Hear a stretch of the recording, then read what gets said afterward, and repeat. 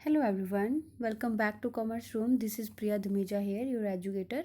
तो स्टूडेंट्स, हमारी जो सब्जेक्ट सीरीज चल रही है वो है हमारा बिजनेस लॉ, जो कि मैं बीकॉम स्टूडेंट्स के लिए अपने ये लेक्चर प्रोवाइड कर रही हूँ। तो मैंने आपको लास्ट वाले लेक्चर्स में बताया था कि हमारा जो contract of sale of goods हैं वो क्या है और उसके बीच में कौन कौन सी गुड्स आ जाती हैं। ठीक है, जैसे एग्जिस्टिंग गुड्स हो गया, स्पेसिफाइड, अनस्पेसिफाइड, कंटिजेंट। तो ये सारी चीज़ें जो बेसिक है contract of sale of goods का, तो वो हमने डिस्कस किया है। तो आज हम डिस्कस करने वाले हैं कंडीशन एंड वारंटीज़ का टॉपिक। तो स्टूडेंट्स, मैं आपको लास्ट वाले लेक्चर में भी बता चुकी हूँ कि ये जो सब्जेक्ट है इसके ऊपर मैं आपको सारे लेक्चर प्रोवाइड करूँगी, जितना भी आपका सिलेबस में दिया गया है, बताया गया है पंजाब यूनिवर्सिटी चंडीगढ़ के सिलेबस में जो बताया गया है। तो यूनिट वाइज, टॉपिक वाइज मैं आपको लेके चल रही हूँ यहाँ पे। तो हमारा यूनिट 1 का जो फर्स्ट टॉपिक है sale of goods act, contract of sale of goods, ये हमने डिस्कस कर लिया कि ये क्या है, इसके लिए एसेंशियल्स क्या क्या हैं एंड ऑल। तो आगे डिस्कस कर रहे हैं कंडीशन एंड वारंटीज़ के ऊपर। ठीक है, तो कंडीशन एंड वारंटीज़ क्या होता है? देखो, किसी भी कॉन्ट्रैक्ट को फॉर्म करने के लिए ना जो पार्टी स्टेटमेंट देती है, जैसे सेलर ने अपनी गुड्स को बेचने के लिए जो बायर को स्टेटमेंट दी है, वो स्टेटमेंट जो भी देता है जिसके बेसिस पे वो कॉन्ट्रैक्ट में आते हैं। ठीक है, तो कुछ स्टेटमेंट्स ऐसी होती हैं जो कि सब्जेक्ट मैटर बन जाता है, जिसके बेसिस पे ही कॉन्ट्रैक्ट हुआ है। तो वो जो चीज़ें होती हैं उसको हम कंडीशन और वारंटी का नाम दे देते हैं। देखो, ध्यान से समझना। तो किसी भी कॉन्ट्रैक्ट को फॉर्म करने के लिए पार्टी को क्या करना पड़ता है? स्टेटमेंट बनाना पड़ता है, स्टेटमेंट देना पड़ता है with a view to inducing the other party to enter into the contract, ताकि जो दूसरी सामने वाली पार्टी है कि वो उसके साथ कॉन्ट्रैक्ट में आ जाए। Such statements when made before entering into the contract is known as representation. जब ये कॉन्ट्रैक्ट से पहले की है तब हम इसको क्या बोलते हैं? हम इसको रिप्रेजेंटेशन बोलते हैं। तो ये जो रिप्रेजेंटेशन है ये सिर्फ एक एक्सप्रेशन है, ओपिनियन है सेलर का, किसको? बायर को, और जिसको हम क्या बोलते हैं? पफ बोलते हैं। तो ये जो प्रेजेंटेशन है, ये जो रिप्रेजेंटेशन है, ये मे और may not be the part of contract हो सकती है। ये कॉन्ट्रैक्ट का पार्ट हो भी सकती है, नहीं भी हो सकती है। तो ये डिपेंड करता है कि पार्टी की अटेंशंस क्या है। ठीक है, जो सेलर की इंटेंशन है वो क्या है, बायर को वो कितना इंड्यूस कर पा रहा है ताकि वो उसके साथ कॉन्ट्रैक्ट में आए। Where it's not a part of the contract it has no legal consequences. अगर ये इसका कोई कॉन्ट्रैक्ट में रोल ही नहीं है तो इसकी कोई भी लीगल कॉन्सिक्वेंसेस नहीं है। अगर ये जो रिप्रेजेंटेशन है वो इंट्राजल पार्ट बन जाती है कॉन्ट्रैक्ट का, तो ये रिप्रेजेंटेशन, जिसको हम नाम दे देते हैं स्टिपुलेशन का, तो स्टिपुलेशंस ही हमारी क्या होती हैं? कॉन्ट्रैक्ट होती हैं। Where it's not a part of the contract it has no legal consequences. जब तक इन रिप्रेजेंटेशन का कोई भी पार्ट कॉन्ट्रैक्ट का पार्ट नहीं बनती तब तक इनकी कोई भी लीगल कॉन्सिक्वेंसेस नहीं है।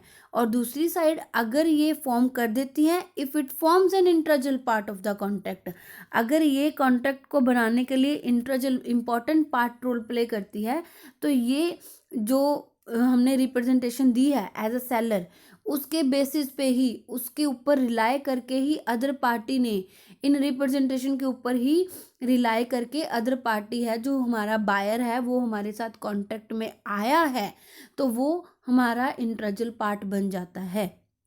ठीक है, अगर मैंने कोई गुड्स बेचनी है तो मैं बोलूँ कि मैं इन चीज़ों की ऑनर हूँ। ठीक है, मैंने सिंपली उसको बताया है। अभी अभी कॉन्ट्रैक्ट हमारा फॉर्म नहीं हुआ, कॉन्ट्रैक्ट से पहले ही, जो यहाँ पे नोट्स में आपको बताया गया वही बता रही हूँ। कॉन्ट्रैक्ट से पहले ही मैंने कहा कि ये गुड्स मेरी है, I am owner of this goods.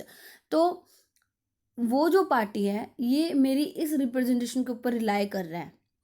ठीक है, तो वो मेरे साथ कॉन्ट्रैक्ट में आ रहा है बायर, तो वो जो है इंट्राजल पार्ट हो गया कॉन्ट्रैक्ट का। तो ये जो हमारी रिप्रेजेंटेशन है फिर वो क्या बन जाएगी? स्टिपुलेशन बन जाएगी। Stipulation within the meaning of section 12 of the act or may be either treated as condition और अ वारंटी। यही जो स्टिपुलेशन है इसी को कैसे ट्रीट किया जाता है, कंडीशन और वारंटी की तरह ट्रीट किया जाता है। तो धीरे धीरे समझना कि कंडीशन और वारंटी है क्या। आई होप यहाँ तक आपको इंट्रोडक्टरी पार्ट में कोई प्रॉब्लम नहीं होगी, सारा क्लियर होगा। तो स्टिपुलेशन क्या है? Stipulation in a contract of sale with reference to the goods which are subject matter thereof may be a condition और अ वारंटी।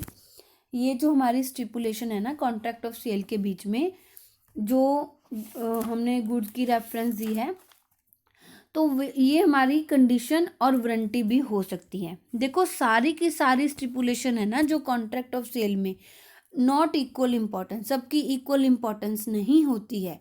कुछ जो होती है वो असेंशियल होती है, वो बहुत ज़्यादा ज़रूरी होती है मेन पर्पज़ के लिए, उसको हम कंडीशन बोलते हैं। जो कि मेन पर्पज़ के लिए है उसको कंडीशन बोलते हैं, जो कि सेकेंडरी आ जाती है उसको हम वारंटी बोलते हैं। अभी समझो कि ये स्टिपुलेशन का मीनिंग क्या है। स्टिपुलेशन एक कंडीशन है, एक रिक्वायरमेंट है जो कि स्पेसिफाइड की जाती है, जो कि डिमांड की जाती है as a part of the agreement. Okay, तो स्टिपुलेशन का मतलब ही क्या हुआ? कंडीशन हुआ। ओके, जब ये किसी भी कॉन्ट्रैक्ट को फॉर्म करने के लिए, किसी भी कॉन्ट्रैक्ट को नहीं, कॉन्ट्रैक्ट ऑफ सेल को फॉर्म करने के लिए जब ये असेंशियल बन जाती है, main essential to the main purpose, जिस जो कॉन्ट्रैक्ट हो रहा है उसके लिए ज़रूरी है, तो वो हमारी है कंडीशन, और दूसरी हमारी क्या है? वारंटी है। ओके, जो हमारी सेकेंडरी होती है वो वारंटी होती है। अब मैं एग्जांपल्स के साथ आपको करवाऊंगी, धीरे धीरे आपको समझ में आएगा, क्योंकि आपके लिए स्टूडेंट्स ये सारी चीज़ें नहीं हैं, तो इसको इतना बर्डन लेके मत पढ़ना, धीरे धीरे समझना। तो कंडीशन क्या है? Condition is a stipulation. Condition एक ऐसी स्टिपुलेशन है जो कि essential to the main purpose of the contract, जो कि मेन पर्पस हमारा कॉन्ट्रैक्ट ऑफ सेल के लिए ज़रूरी है, उसको हम क्या बोलते हैं? उसको हम कंडीशन बोलते हैं। तो कंडीशन क्या है? कंडीशन एक ऐसी स्टिपुलेशन है, ऐसी रिक्वायरमेंट है जो कि हमारे मेन पर्पस के लिए ज़रूरी है, जिस वजह से, जिस कारण हम कॉन्ट्रैक्ट में आ रहे हैं वो चीज़ ज़रूरी है। अगर ये चीज़ ब्रीच हो जाती है तो बायर के पास राइट होता है कि वो इस कॉन्ट्रैक्ट को ख़त्म कर दे, रिजेक्ट कर दे इन चीज़ों को एक्सेप्ट करने के लिए। ओके, वन बाय वन समझना। तो क्या कह रहे हैं? In order to influence the buyer to purchase the goods, seller make certain statements regarding the goods, these can be two types. तो क्या कह रहे हैं कि बायर को इन्फ्लुएंस करने के लिए कि वो चीज़ों को परचेज करें, उसको कुछ स्टेटमेंट्स देने पड़ते हैं। उन स्टेटमेंट्स को, स्टेटमेंट किसके रिगार्डिंग? गुड्स के रिगार्डिंग। गुड्स के रिगार्डिंग स्टेटमेंट्स देने पड़ते हैं, जो कि दो तरह की है। Statement in the praise of the goods, चीज़ों की तारीफ की गई है, which do not form the part of contract, ये कॉन्ट्रैक्ट का पार्ट नहीं है। इन स्टेटमेंट्स का कोई भी लीगल कॉन्सिक्वेंसेस नहीं है, इन रिप्रेजेंटेशन का कोई भी लीगल कॉन्सिक्वेंसेस नहीं है। ओके, तो वो जो स्टेटमेंट्स इंट्राजल पार्ट हो जाती है हमारे कॉन्ट्रैक्ट का, उसको हम क्या बोलते हैं? उसको स्टिपुलेशन बोलते हैं। Stipulation gives rise to the legal consequences, यही स्टिपुलेशन लीगल कॉन्सिक्वेंसेस को राइज करती है। बायर के पास लीगल एक्शन लेने का या सेलर के पास लीगल एक्शन लेने का, अगर कुछ भी किसी भी पार्टी की ओर से कुछ ब्रीच होता है, वैसे कंडीशन और वारंटी है जो वो सेलर के, अगर टूटेगी तो सेलर की ओर से टूटेगी, तो वो बायर के पास एक राइट है कि वो अपने राइट को किस तरह से यूज़ कर पा रहा है। ठीक है, तो आई होप यहाँ तक सारा आपको क्लियर हो गया। कंडीशन क्या होती है? Condition essential to the main purpose of the contract, जरूरी है मेन पर्पस के लिए, और जो हमारा वारंटी है वो सेकेंडरी है, वो सेकेंडरी में आ जाता है। Essential of a condition, it is essential to the main purpose of the contract, ये जरूरी है। The non fulfilment of the condition causes irreparable damage to the aggrieved party who would defeat the very purpose for which the contract is made। अगर ये condition पूरी नहीं होती है तो जो हमारी एग्राइव्ड पार्टी है, जिसकी वजह से वो कॉन्ट्रैक्ट में आया था, उसका पर्पस पूरा नहीं हो रहा है, तो वो क्या करेगा? अपने राइट को यूज करेगा। राइट उसका क्या है कि वो अपनी गुड्स को लेने से मना कर दे। ठीक है, जब आपकी कंडीशन पूरी नहीं होती है कॉजेज क्या है इसके, इरिपेयरेबल डैमेज, डैमेज रिपेयरेबल नहीं है एग्राइव पार्टी के लिए। तो ये क्या करेगी, ये डिफीट करेगी हमारे वेरी पर्पस को, जो हमारा शुरू से पर्पस था उसको डिफीट करेगी, ख़त्म करेगी। तो उस केस में जो हमने कॉन्ट्रैक्ट बनाया था उसको ही ख़त्म कर दिया, तो जो हमारी एग्राइव्ड पार्टी है उसके पास राइट है कि वो रिसाइन कर दे कॉन्ट्रैक्ट को, ठीक है, या रिकवर करे अपने डैमेजेस को कंडीशन के ब्रीच होने पे।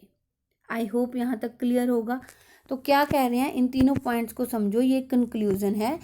एसेंशियल्स क्या हैं, जो कंडीशन होती है ये एक तरह की स्टिपुलेशन ही है। स्टिपुलेशन क्या है, जो कि लीगल कॉन्सिक्वेंसेस को राइज करते हैं। इसको दो पार्ट्स में बांटा गया है, first of all condition, second is warranties. Okay, तो ये जो कंडीशन है ये essential to the main purpose है, हमारा जिस वजह से पार्टीज कॉन्ट्रैक्ट में आ रही है उसका मेन पर्पस है। अगर ये फुलफिलमेंट नहीं होती है, कारण क्या होता है कि हमारे जो डैमेजेस है इरिपेयरेबल है, तो एग्राइव्ड पार्टी के पास राइट है कि वो इस कॉन्ट्रैक्ट को ख़त्म कर दे, रिजेक्ट कर दे, रिफ्यूज़ कर दे, या अपने डैमेजेस को रिकवर करें। ठीक है, तो ये होगी हमारी कंडीशन। तो वारंटीज क्या होती है, वारंटी क्या है, warranty is a stipulation collateral to the main purpose of the contract, the breach of which rise to a claim for damages but not the right to reject the goods and treat the contract as repudiated। रिप्यूडिएटेड क्या होती है कि आप अब मना कर रहे हो, रिफ्यूज कर रहे हो एक्सेप्ट करने के लिए, ठीक है। तो अगर कंडीशन टूटती है, मेन पर्पस जिस वजह से आप कॉन्ट्रैक्ट में आए थे, अगर वो पर्पस ही नहीं है, वो पर्पस ही ख़त्म कर दिया, वो सेलर ने वो पूरा ही नहीं किया, तो बायर के पास क्या है कि उसके पास राइट है कि वो चीज़ों को लेने से मना कर दे। ये हो जाती है हमारी सेकेंडरी। तो यहाँ पर बायर के पास ऐसा कोई राइट नहीं है कि वो चीज़ों को लेने से मना कर दे, कॉन्ट्रैक्ट को ख़त्म कर दे, वो एक्सेप्ट करने से रिफ्यूज़ नहीं कर सकता, वो सिर्फ और सिर्फ अपने डैमेजेस को ही क्लेम कर सकता है। ये दोनों के बीच में डिफरेंस है।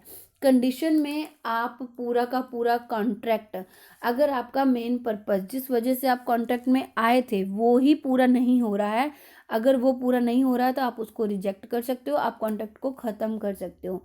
ठीक है, अगर आपकी जो कंडीशन है वो हमारी प्राइमरी होगी, जो हमारी वारंटी है अगर वो ख़राब हो जाती है, वो टूटती है, तो उस केस में बायर के पास सिर्फ और सिर्फ डैमेजेस को क्लेम करने का राइट है, अदरवाइज वो गुड्स को वापस नहीं कर सकता, लेने से मना नहीं कर सकता है।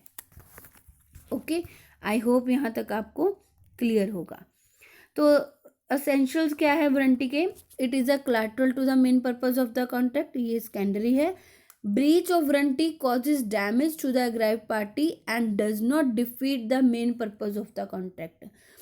अगर ये वारंटी टूटती है, एग्राइव्ड पार्टी को डैमेज होगा, पर ये मेन पर्पस को ख़त्म नहीं कर रहा, जिस वजह से कॉन्ट्रैक्ट में आए थे उसका मीनिंग है मेन पर्पस को ख़त्म नहीं कर रहा है, तो एग्राइव्ड पार्टी सिर्फ और सिर्फ अपने डैमेजेस को क्लेम कर सकता है, अदरवाइज वो कॉन्ट्रैक्ट को ख़त्म नहीं कर सकता है। ओके, आई होप यहाँ तक आपको क्लियर होगा। तो कंडीशन है जो वो क्या है, मेन है, और जो हमारी वारंटी है वो हमारी सेकेंडरी है। कंडीशन अगर टूटती है तो बायर के पास राइट है कि वो गुड्स को वापस कर दे, कॉन्ट्रैक्ट को ख़त्म कर दे, रिफ्यूज़ कर दे। वारंटी अगर टूटती है तो उससे मेन पर्पस ख़त्म नहीं हो जाता है, सिर्फ डैमेजेस ही क्लेम कर सकता है। ओके, यही रेमेडीज उसके पास है। वारंटी में सिर्फ और सिर्फ रेमेडी है कि वो अपने डैमेजेस को रिकवर कर सकता है। ओके, अब इसकी एग्जांपल देखो, इससे आपको क्लियर होगा। देखो, एक पर्सन है, सपोज ए, वो at the time of selling his car to B को कार बेचने के टाइम पे कहता है कि ये जो कार है ना, ये कैपेबल है making a speed of 150 kilometres per hour, उसने उसको बता दिया। ठीक है, subsequently if it turns out after B has purchase the car that it can keep up hardly 100 kilometers per hour. The breach of representation, the seller amounts to the breach of warranty. देखो इसमें किसने कहा था कि ये 150 kilometre per hour चलती है? ये बी ने उसको बताया था, चीज़ को बेचने के लिए थोड़ी सी उसने उसकी कार की तारीफ कर दी, रिप्रेजेंटेशन करी, तो बी ने कार खरीद ली, सॉरी ए ने कर दी तारीफ, बी ने कार खरीद ली कि ठीक है अगर तुम कह रहे हो तो। बाद में बी को पता चला कि ये तो 100 किलोमीटर्स के हिसाब से चलती है, ठीक है। तो यहाँ पर जो केस हुआ है, यहाँ पर जो केस है ये ब्रीच ऑफ वारंटी का है। क्यों? क्योंकि यहाँ पर ए जो कि सेलर है उसने ही स्टेटमेंट दी थी कि ये 150 किलोमीटर्स पर आवर से चलती है। बी की रिक्वायरमेंट नहीं थी, बी नहीं चाहता था कि मुझे ऐसी ही स्पेसिफिकली कार चाहिए कि जो 150 किलोमीटर पर आवर से चलती हो। बी की ऐसी कोई रिक्वायरमेंट नहीं थी, बी ने ऐसा कुछ भी नहीं कहा था, तो ये मेन पर्पस नहीं हुआ, ये कंडीशन नहीं हुई। मेन पर्पस कब होगा? जब बायर जिसको जो चीज़ चाहिए वो आके आपको स्पेसिफाई करे कि भैया मुझे यही चीज़ चाहिए। ओके, तो अगर मुझे ये चीज़ स्पेसिफाई कर दी गई है बायर के द्वारा, मैं सेलर हूँ, बायर के द्वारा मुझे अगर स्पेसिफाई कर दी गई है कि मुझे यही चीज़ चाहिए, तो मुझे एज अ सेलर उसको वो ही चीज़ देनी पड़ेगी जो उसकी ज़रूरत है, जो उसको लगता है कि उसकी ज़रूरत को पूरा कर सकती है, मुझे उसको वही चीज़ देनी पड़ेगी। अगर मैं नहीं देती हूँ तो मैं क्या कर रही हूँ? कंडीशन को ब्रीच कर रही हूँ। अब इस केस में क्या ब्रीच हो रही है? वारंटी ब्रीच हो रही है, ठीक है। But where B tells A that, अगर ये बी बता देता ए को कि वो ऐसी कार चाहता है जो कि कैपेबल हो, तो उस केस में आपकी जो बी ने जो कार खरीदी है वहाँ पर वो कार लेने से मना कर देता। क्यों मना कर देता? कह रहा भाई ए मैंने तुझे कहा तो था कि मुझे वही कार चाहिए जो 150 किलोमीटर पर आवर से चलती हो, ना कि 100 किलोमीटर पर आवर से चलती हो। तुमने मुझे झूठ बोला तो इसलिए मैं तुम्हारा ये कार नहीं रख सकता। तो उस केस में बी के पास राइट होगा कि वो कार को वापस कर दे। अगर बी ने ऐसा कुछ भी मेंशन नहीं किया है, ए ने अपनी मर्जी से उसको ऐसी स्टेटमेंट दी है और बाद में बी को पता चलता है कि ऐसा कुछ भी नहीं है, तो मैंने उसको एक्स्ट्रा पे क्यों किया? अगर वो एक्स्ट्रा पे कर चुका है प्राइस वगैरह, तो वो जो भी उसको क्लेम वगैरह चाहिए तो वो उस क्लेम को कर सकता है। डैमेजेस जो भी उसको हुए हैं, जो भी उसने एक्स्ट्रा पेमेंट करी है, अगर करी भी है तो वो उसको वापस ले सकता है, पूरी की पूरी कार वापस नहीं दे सकता है। आई होप स्टूडेंट्स आपको यहाँ तक क्लियर होगा कंडीशन एंड वारंटी है क्या। चलिए आगे चलते हैं, दोनों का डिफरेंस देख लेते हैं। कंडीशन एंड वारंटी क्या है? तो कंडीशन क्या है? कंडीशन इज एन ऑब्लिगेशन, ये एक ऑब्लिगेशन है which requires being fulfilled before another action take place. तो कंडीशन एक ऑब्लिगेशन है जो कि फुलफिल करना जरूरी है ताकि before other action takes place, किसी दूसरे एक्शन से पहले। और वारंटी क्या है? Warranty is a surety given by the seller regarding the state of the product. ये सेलर है जो ऐसा बोलता है कि अगर ऐसा हो गया तो मैं आपको रिपेयर फ्री करवा दूंगा। वही हो गया ना, पूरा का पूरा आप गुड्स या मोबाइल लेके आए हो, मोबाइल अभी लेके ही आए हो नया, तो वो ख़राब हो गया या उसका सॉफ्टवेयर वगैरह अभी नहीं चल रहा है, कुछ ना कुछ टेक्निकली इशू हो गया, तो वो जो सेलर है वो आपको नया मोबाइल वो वापस लेके नया मोबाइल नहीं देगा, वो आपको उसी को रिपेयर वगैरह करके फर्स्ट उसकी प्रेफरेंस यही होगी कि यही वाले मोबाइल को ठीक करके सॉफ्टवेयर वगैरह डाल के आपको दे दिया जाए, तो वो होगी आपकी वारंटी।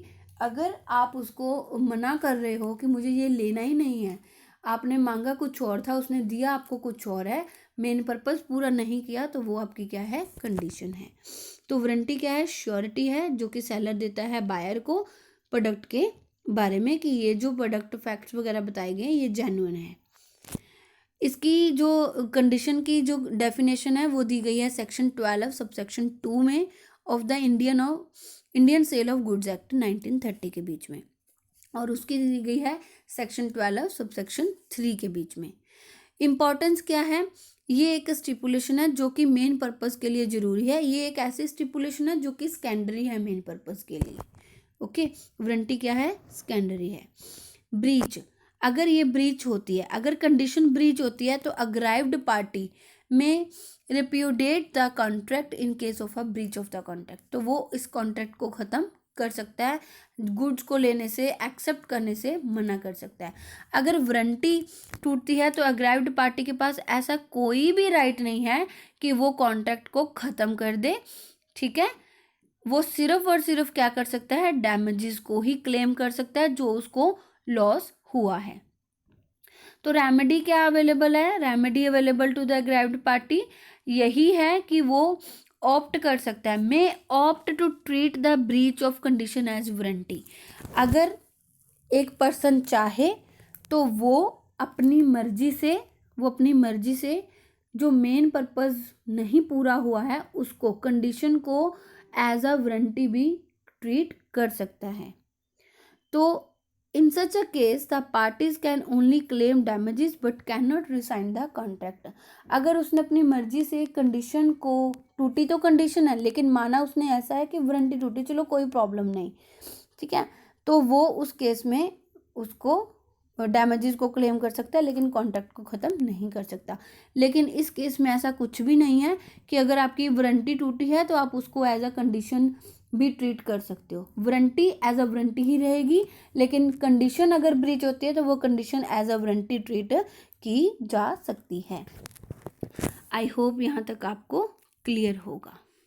ओके, तो जैसे ये एक एग्जांपल दी हुई है, X sold to Y 3000 cases of a can fruit, each case contain 30 tins.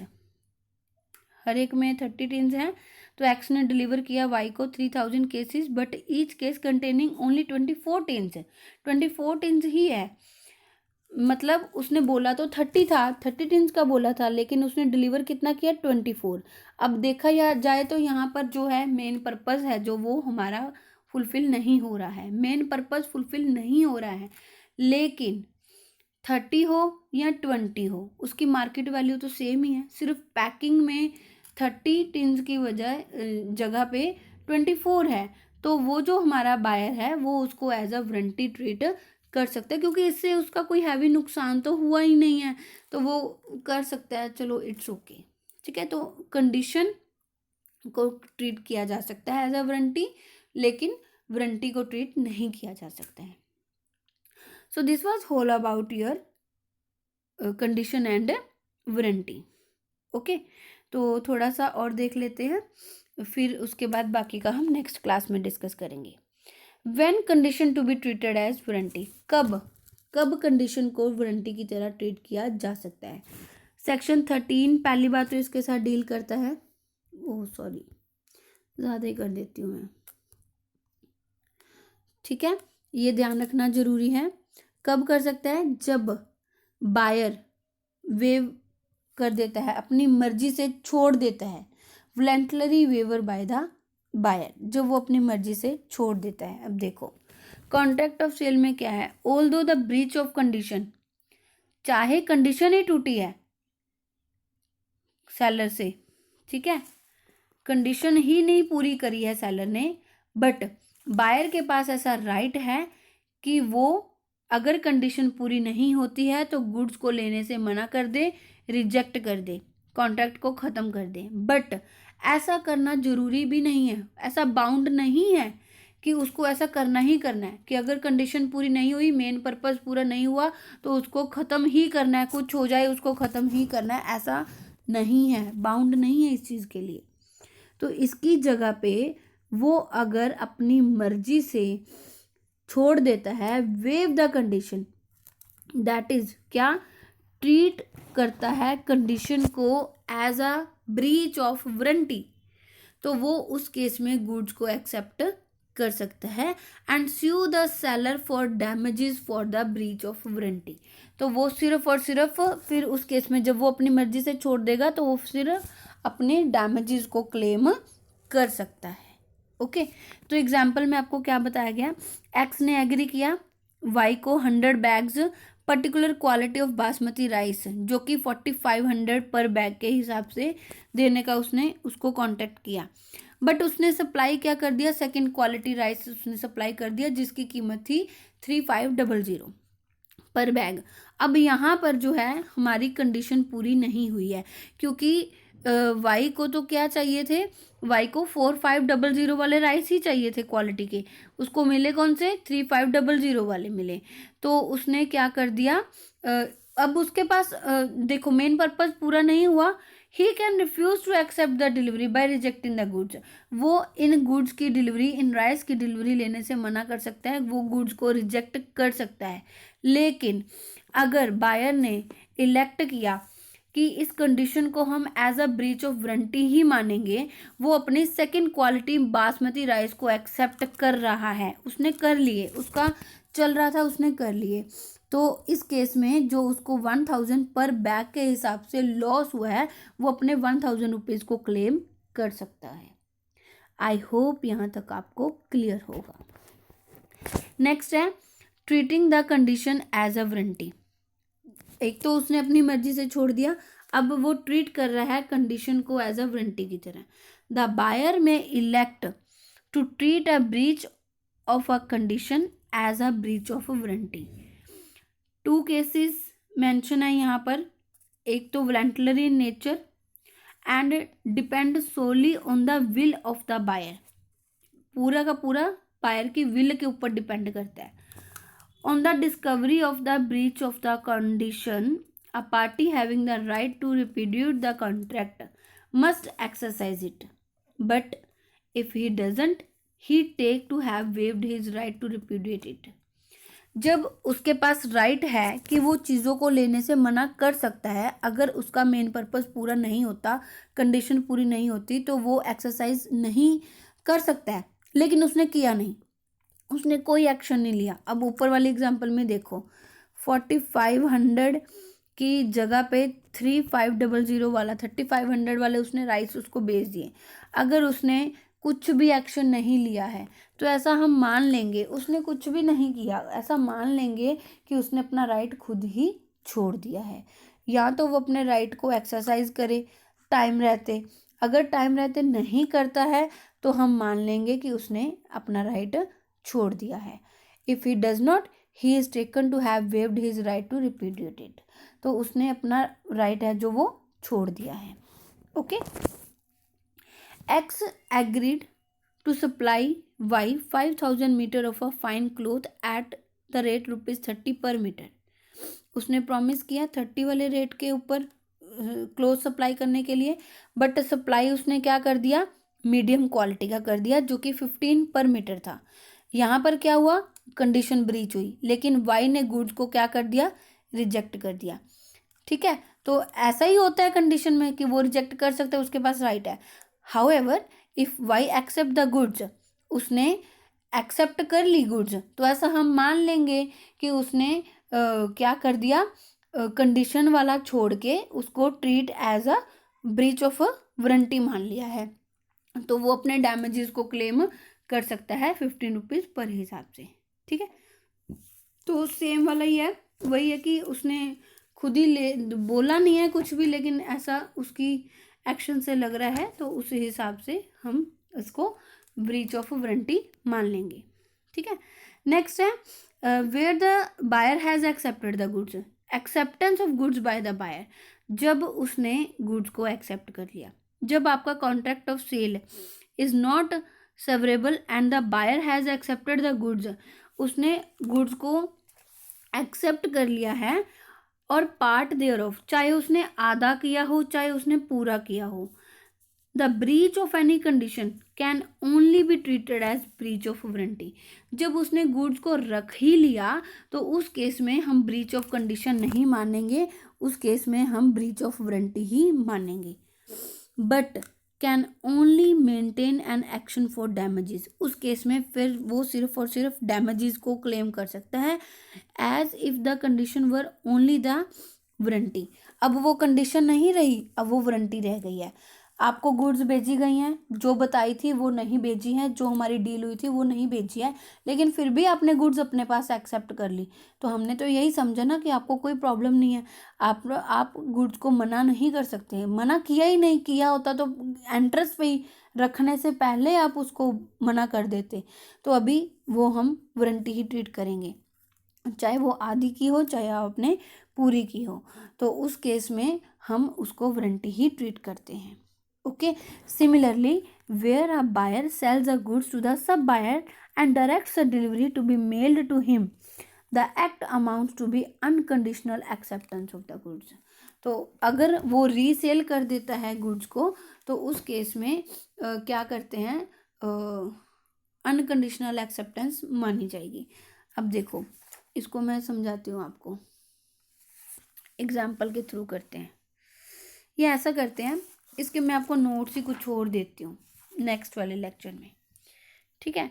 तो चलिए मिलते हैं हम हमारी नेक्स्ट क्लास में। ये वाला जो थर्ड वाला पॉइंट है ना, इसको आप पेंडिंग रखो एक बार, acceptance of goods by the buyer, pending रखो, बाकी हम फिर करते हैं डिस्कस। अगर आपको लेसन्स अच्छे लगते हैं, लेसन्स बेनिफिशियल लगते हैं, तो प्लीज़ चैनल को सब्सक्राइब जरूर कीजिए, चैनल को शेयर भी कीजिए, ताकि और भी लोगों की हेल्प हो सके और मुझे भी मोटिवेशन मिलती रहे। Thank you so much guys. अगर कुछ सजेशन या फीडबैक हो तो मोस्ट वेलकम है। Thank you.